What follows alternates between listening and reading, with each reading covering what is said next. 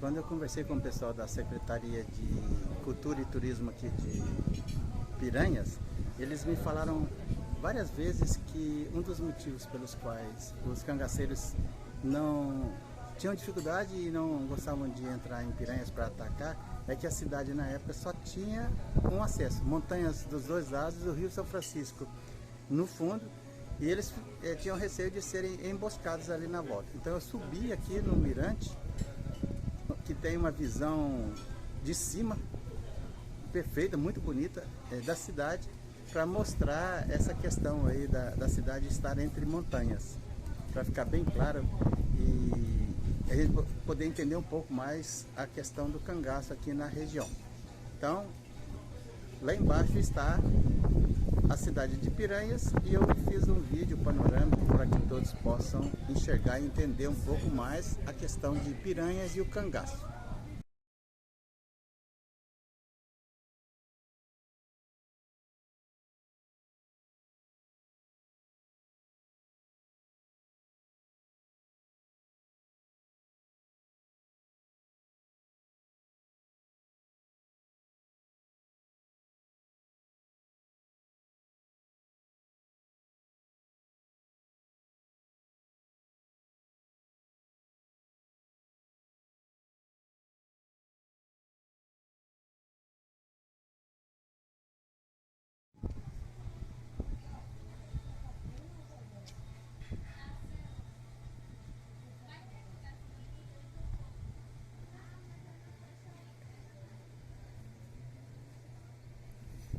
Aqui é uma visão do Rio São Francisco lá embaixo, a partir do mirante.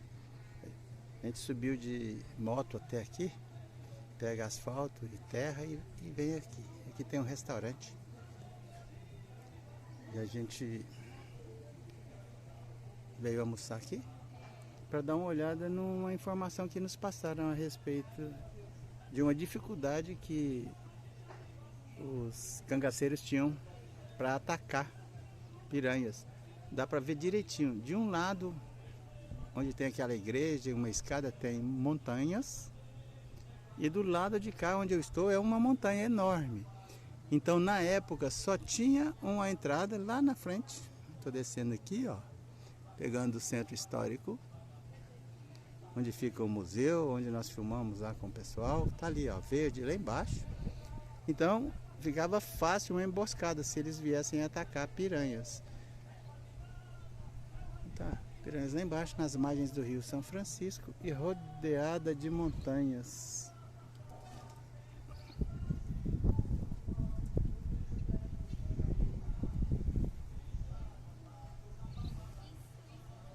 Por algum motivo o Lampião não atacava Piranhas. E acabou sendo capturado, degolado. Ele e a Maria Bonita nas proximidades aqui de Piranhas.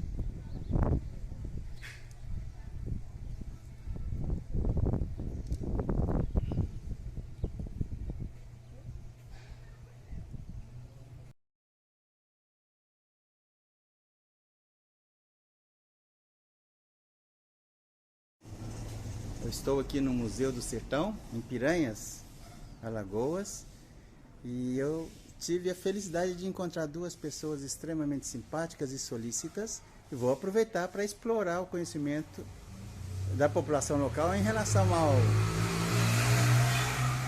Tá passando as motos aqui, mas não tem problema não, é assim mesmo. Em relação ao cangaço, estou com a Luana, que é coordenadora do Centro de Artesanato. Coordenadora do Centro de Artesanato, e com Adeilton, Isso, que... monitor aqui do museu. Monitor aqui do museu. Monitor do museu. Como vai, Luana? Tudo bem? Tudo bem. Como vai, Adeilton? Tudo bom.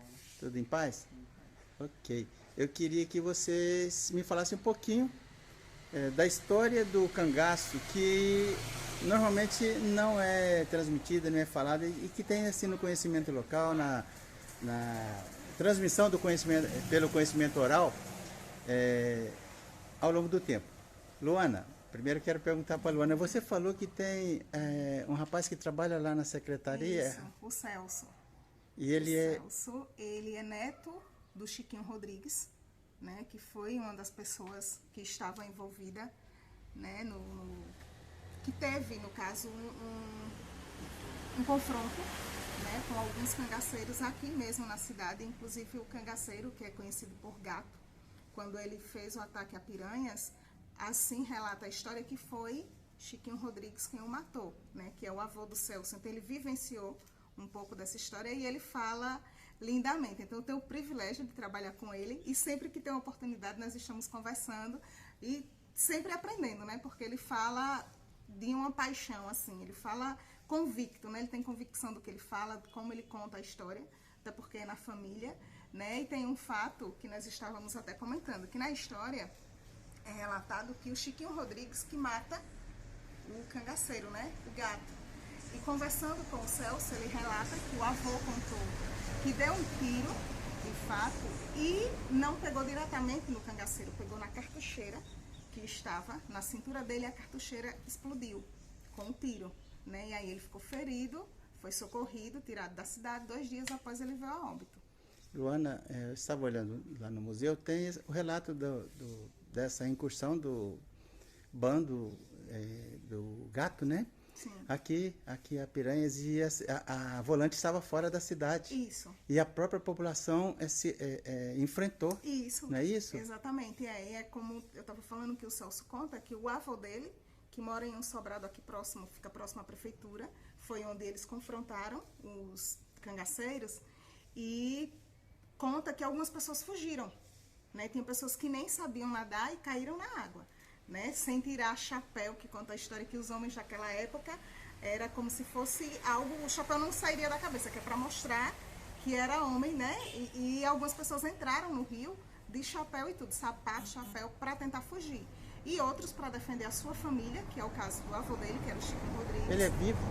O Chiquinho, não, já faleceu. Ele nasceu em... Não dá para saber, né? Não sei.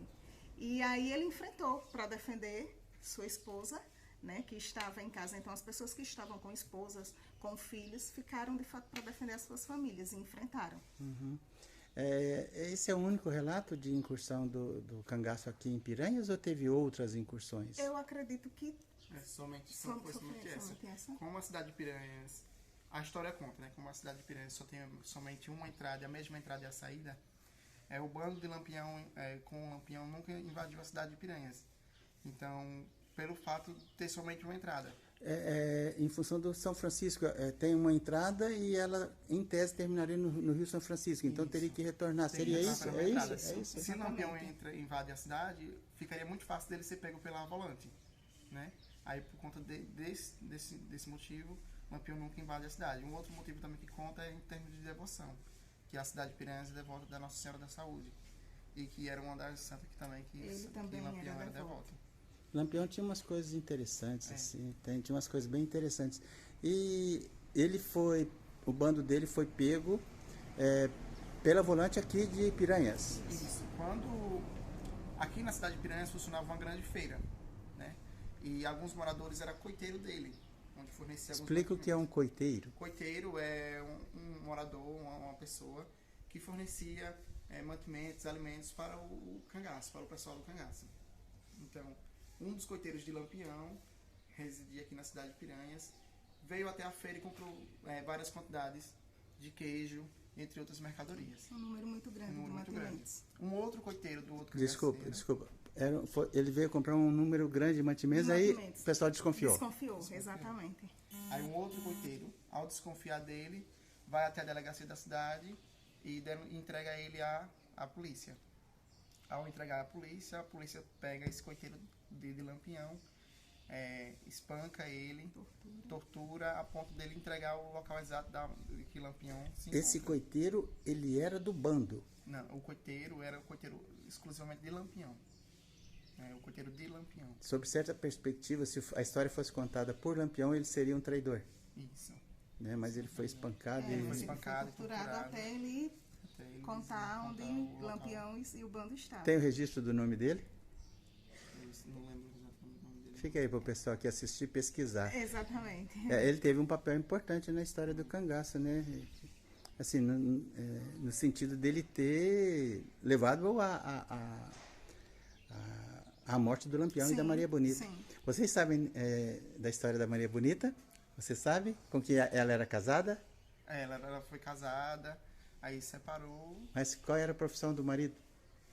E dela? É curiosidade, que eu já descobri por aí. Sim. Ela era, dizem que ela era rendeira, o que é bem provável, e ela era casada com um sapateiro, mas tinha sido casada, segundo a historiadora Carla, que eu também já entrevistei, aqui da região. Tinha sido um casamento à força, os pais tinham obrigado e ela não gostava, e o relacionamento era complicado. Agora, eu fico assim pensando que essa pode ser a perspectiva de alguém do século XXI, com a visão e a leitura da mulher na sociedade hoje em relação à Maria Bonita. Ou não. Pode ter sido ou não. Legal. Tem mais alguma coisa interessante aí? Sim, eu gosto de perguntar sobre aquilo que a história oficial não conta. Não conta, né? Curiosidade. Outro fato também foi que esse coiteiro de Lampião, ele foi caçado pelo outro cangaceiro de Lampião que consegue fugir da assassina, né? Do local da morte de Lampião, que é em Angicos. Pegaram O coiteiro dele foi caçado. E mataram ele? Não foi matado, ele não foi morto pelo fato que pegaram uma pessoa errada no lugar dele. Se confundiram, no caso, né? Porque ele residia na fazenda Patos. Aqui na região? Aqui na região. E aí o cangaceiro Curisco, que é o que tenta vingar a morte de Lampião, mata uma outra pessoa, que no caso era para ser o coiteiro de Lampião, mas acabou não sendo. Mata outra pessoa, degola e manda até a delegacia da cidade, a cabeça desse outro coiteiro. Como vingança que acabou vingança. dando errado. Luana, tem alguma outra história que o Celcinho conta lá para vocês, né? Agora, no momento assim, eu não me recordo, mas eu queria muito que você o conhecesse para você bater um papo com ele, que você vai se encantar mais ainda pela história. Você trabalha com ele? Isso. Você tem o contato, o WhatsApp dele, tenho. o contato? Eu sei que o